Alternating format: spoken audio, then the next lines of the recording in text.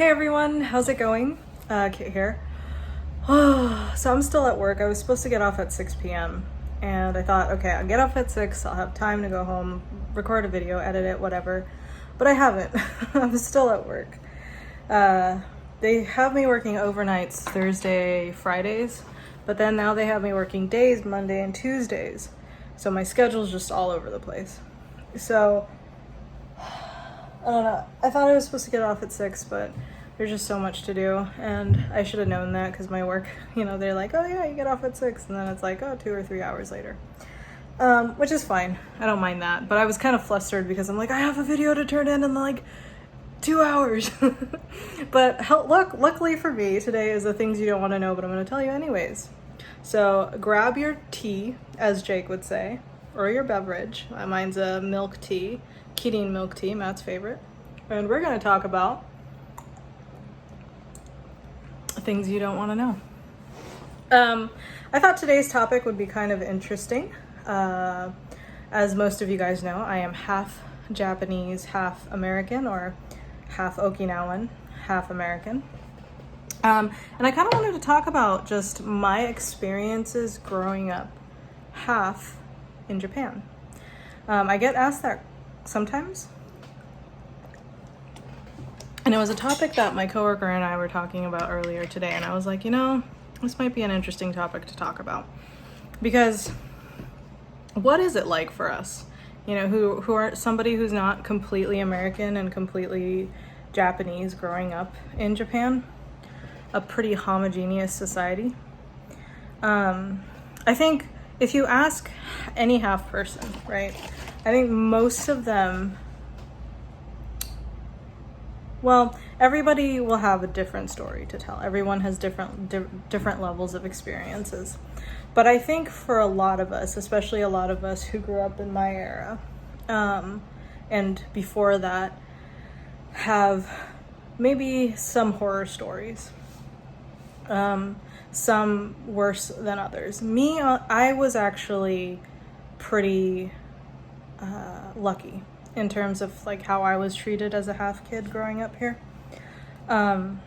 Because I went to what they call an international school where they mix, like Americans and Japanese, and half kids like me go to these schools. And so I went to school with a bunch of people who were foreigners, who were half kids like me. So discrimination wasn't really a big thing for me. There was a few times where I was called like dirty blood because I was a mixture of both American and Japanese. But for the most part, I've been pretty lucky.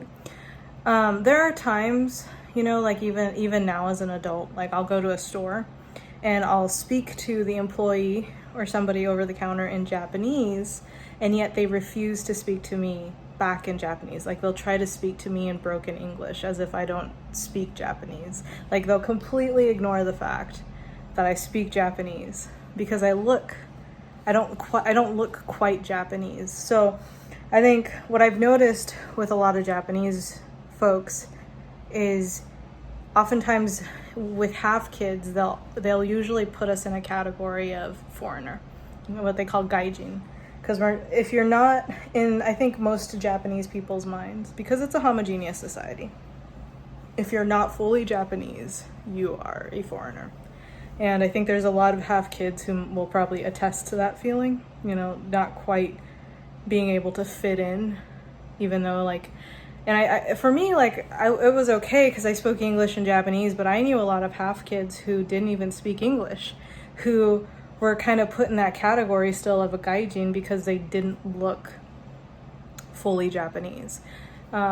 Especially if the color of your skin was darker. The darker your skin was, the more like foreigner you were. And it was rough, because especially as a half kid, and I know this, it's really hard for me because I didn't really pay too much attention to it growing up, because I have always been in kind of that mentality where I was like, I don't really care what anybody thinks.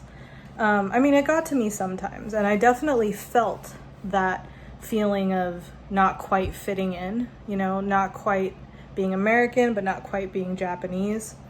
But I know a lot of my friends struggled with identity issues, who are half kids. And I mean, like I said, there have been horror stories for half kids, you know, like when it comes to discrimination, especially in school ages. Like I had a friend who went to a full Japanese school, and she was abused by her classmates. Like they called her all kinds of bad names. They called her a foreigner, they called her dirty blood, and it got bad to a point where one day they beat her up, knocked her out cold, stripped her of her clothes, dragged her to the wooded area, and just left her there.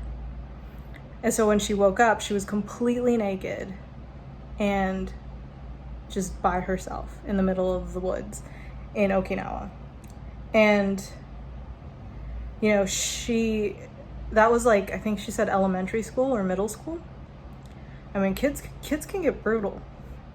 And, you know, hers is a pretty extreme case of abuse, but hers is not completely uncommon. You know, I think it's gotten better over the years, especially Okinawa.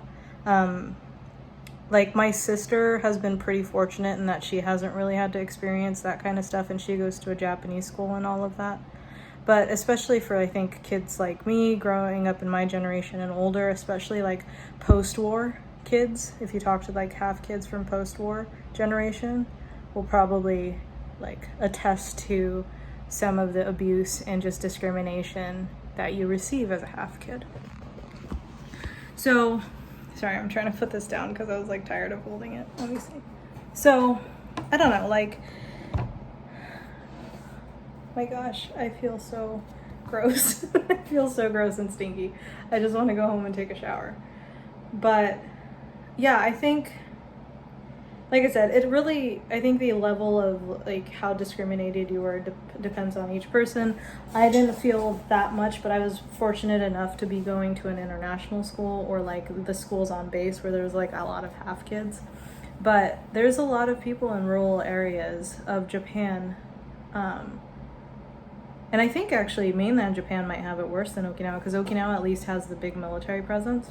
But when you're talking about like Japan, mainland Japan, like rural mainland Japan, where you barely ever see any foreigners, I know there's a lot of kids out there who struggled.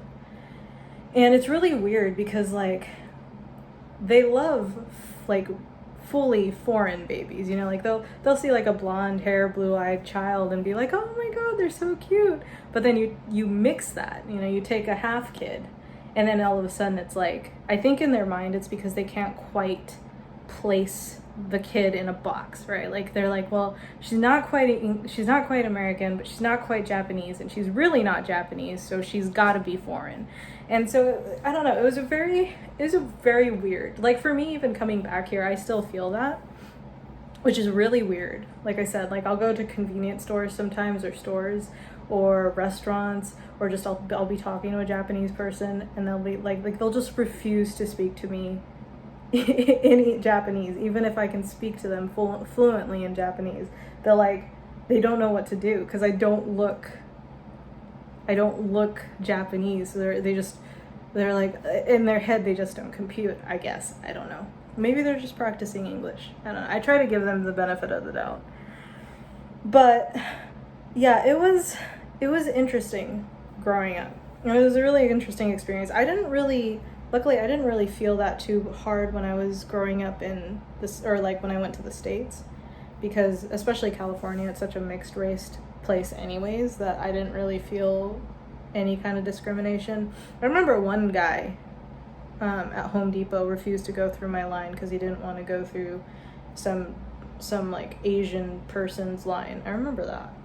But that was probably like the most discriminated I was in the States.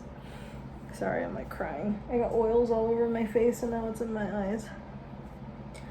But I think, you know, it's a really weird thing, because Japan's weird. Like, I love Japan, don't get me wrong, but if there is an issue in Japan, discrimination would definitely be like at the top of the list. Don't worry, I'm not crying. My eyes are really bothering me. But discrimination is definitely up there, especially towards foreigners. And not just like now we're just talking outside of half kids, but I think, if you're a foreigner, like Japanese people will welcome you, but they'll welcome you as a foreigner. You can never be like accepted as a Japanese person. And I mean, I guess that makes sense because you're a foreigner, but like the half kids too, like they won't, a lot of times they will not accept half kids as being like Japanese. Like it doesn't compute quite well in their minds. And I think a lot of that, like I said, is not necessarily that just like they're trying to be racist. I think it's just because it's a homogeneous society. And I know it's this thing isn't just exclusive to Japan. I know there's a lot of countries that are kind of homogeneous that, struggle with that, right? Like the whole mixed race thing. So, I don't know. I thought it was fascinating because a lot of the people when I came back here, like I work with some half kids and we were just talking about like all our experiences because all of us are in different generations, and we were just like across the board, our experiences were pretty similar, and I don't know. I thought I'd talk about that because I get asked that a few times. They're like, what was it like growing up as a half kid in Japan? And I was one of the lucky ones, for sure. There were kids a lot worse off than I was. And even to this day, like, I don't really let it bring me down as much. Like, for me, it's one of those, like, you can think whatever the hell you want. I don't really care what you think. I'm just me. And I've always kind of had that attitude. So I think people didn't, like, even if people acted a certain way towards me, or if they said certain things, I just didn't really pay much attention to it, so it never really escalated any further because I didn't feed into that kind of like negativity or toxicity. But I mean, even like, Japan's really weird. They discriminate against their own kind too. Like, it's really funny because sometimes, like, I'm from a place called like Uruma area, Akamichi, and like Naha people will be like, oh, you're from Uruma, and Uruma people will be like, oh, you're from Naha. And then like mainland in Okinawa is like one of the worst. I remember I went to Osaka, and the moment I went to Osaka, they heard my Okinawan accent, and some of the people there, like their demeanor changed quickly. They were like, oh, you're from Okinawa? Ugh, So it's really weird to be. I don't know why, but it is a thing.